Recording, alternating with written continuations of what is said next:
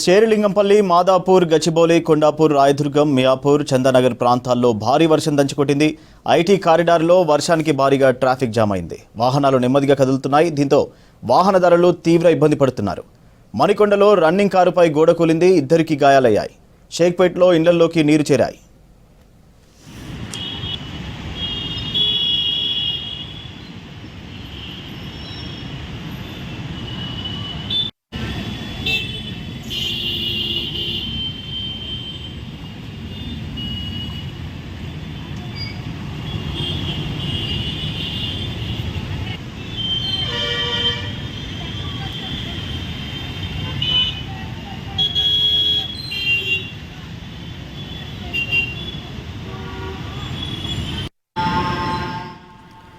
సిటీలో కుండపోత వర్షాలకు జంట జలాశయాలకు భారీగా వరద వచ్చి చేరుతోంది.